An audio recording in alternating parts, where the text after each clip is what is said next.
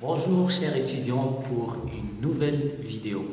Aujourd'hui, le thème c'est le passage du marketing transactionnel au marketing relationnel.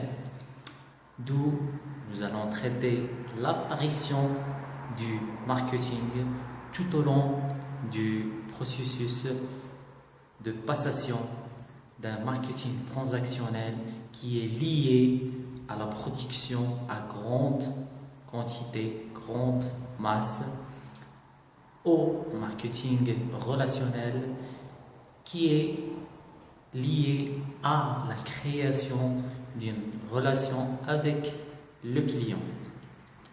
Pour cela, nous allons suivre le schéma que j'ai déjà dessiné avant de la guerre vers l'apparition du marketing relationnel.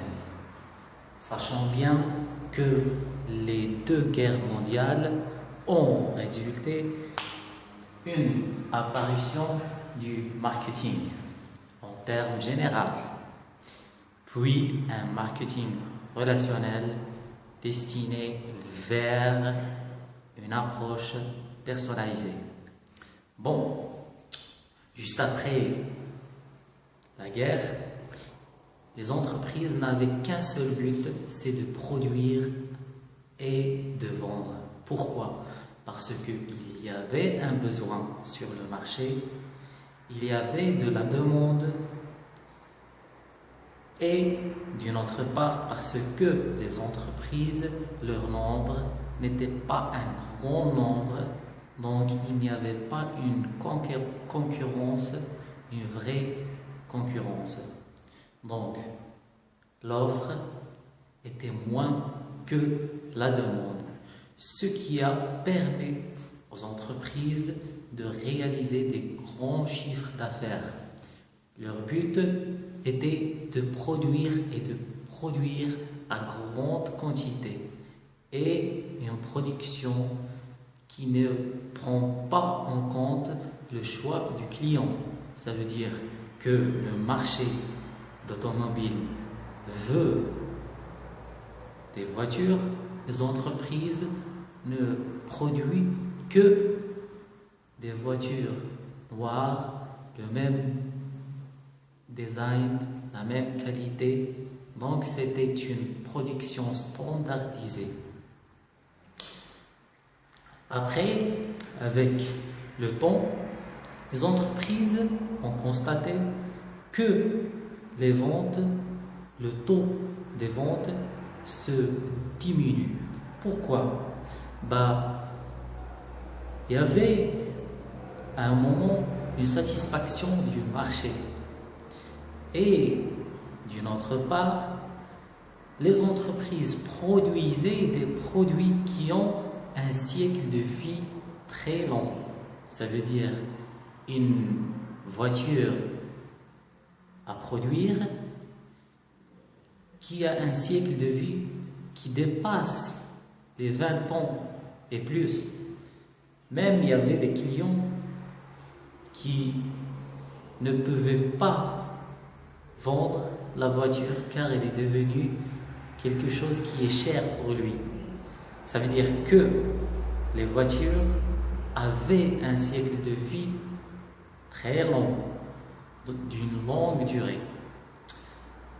Les entreprises produisaient ces produits qui ont une durée très longue. C'est pour ça que, à un moment, le marché il est satisfait. Tout le monde a des voitures, tout le monde est satisfait. Pour les voitures, c'est juste un exemple. Il y avait d'autres produits. L'essentiel, c'est que le client a été satisfait. Donc, il ne va pas acheter. Les entreprises ont constaté que leurs produits restent en stock. Avant, le produit ne restait pas en stock. Il n'y avait que la vente. Produire, vente, produire, vente. Après, il n'y a pas de vente. C'est là où il est apparu ce qu'on appelle la crise mondiale. C'est à ce moment, après la guerre, il n'y avait que la production à grande masse et une grande quantité. À un certain moment, on est tombé dans une crise. Les entreprises ont vu que la fonction vente faudra qu'elle s'améliore. C'est pour ça qu'ils ont donné l'importance à la fonction vente. C'est la commercialisation. Comment? C'est par l'emploiement des employés spécialisés dans la vente. Donc, ils ont fait appel à des commerciaux. Pourquoi? Pour vendre le produit. Dans un moment de crise, le client il est satisfait. La crise a détruit le pouvoir d'achat du client, donc le pouvoir a diminué. Le client n'a pas les moyens pour acheter le produit proposé par l'entreprise, sachant qu'il est bien satisfait du produit qu'il a déjà. Donc, les entreprises commencent à comprendre qu'il faut employer des commerciaux afin de commercialiser leurs produits auprès des clients. Mais ce n'était pas toujours bien pour l'entreprise, car le client il est en situation de crise.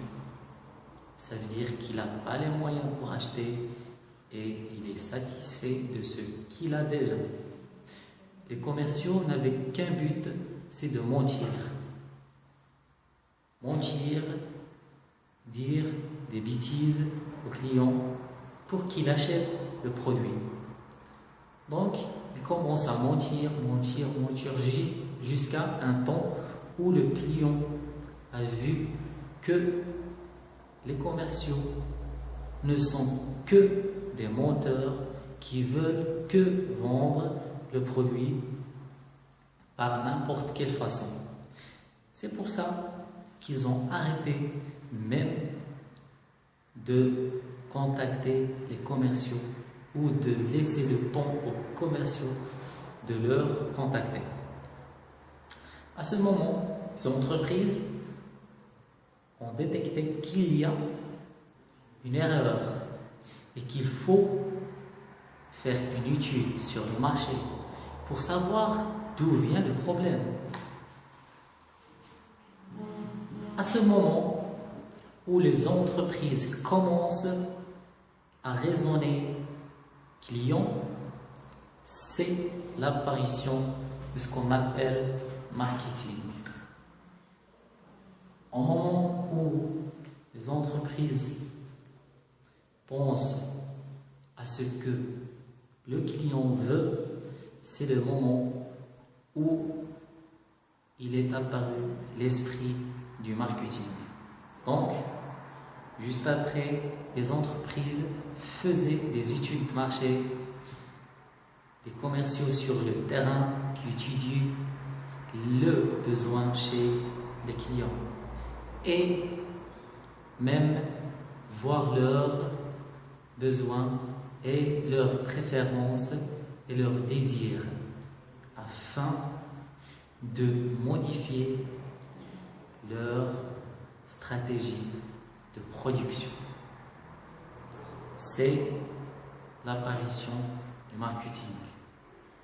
Des années après, les entreprises commençaient à retenir que le produit, il ne faut pas qu'il aura une longue durée, un siècle de vie long. Et ils commençaient à diminuer la durée de vie des produits. Donc, aujourd'hui, les produits se consomment vite. Même nous, les clients, on achète et on réachète. On laisse ce qu'on a acheté et on achète le nouveau. C'est le changement du comportement du consommateur. Donc, après cela, on a vu un changement en termes de production. Si je parle dans l'automobile, il n'y avait pas, aujourd'hui, il n'y a pas des voitures noires, fortes et noires, comme disait Ford. Aujourd'hui, il n'y a que des voitures à d'autres couleurs, des voitures à choix des options.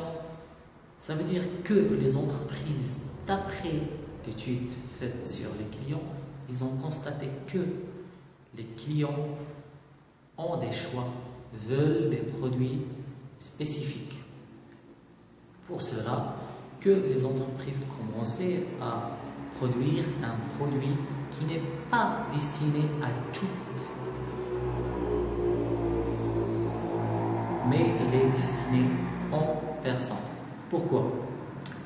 Si je produis une voiture à tout le marché, ça veut dire à tous les clients qui sont sur le marché, on trouve que chez des clients qui veulent des voitures jaunes, des voitures rouges, des voitures qui ne consomment pas, des voitures qui ont des options comme la climatisation, l'ABS, l'EBS. Donc il y a différents choix. C'est à ce moment que des entreprises pensaient en termes de relation. Ça veut dire quoi, relation? En termes de étudier le client en personne, ce qu'il veut pour le satisfaire en personne. C'est l'apparition du marketing relationnel qui suit une approche personnalisée, le marketing one-to-one. Ça veut dire que l'entreprise ne destine pas le produit au marché en général, mais à chaque client sur le marché. Dernièrement, les voitures, quand tu vas à une agence de vente de voitures, c'est toi qui choisis les options de votre voiture.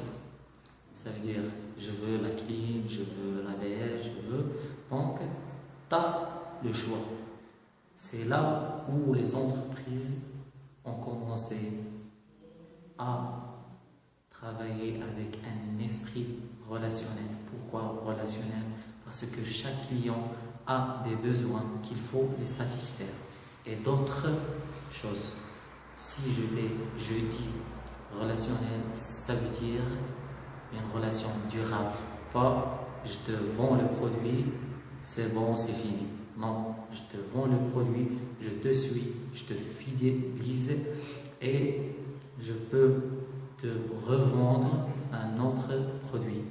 C'est ça ce qu'on appelle marketing relationnel. Merci à vous. Suivez-moi sur la chaîne. J'espère que cette vidéo était claire et que vous avez compris le passage du marketing transactionnel vers le marketing relationnel.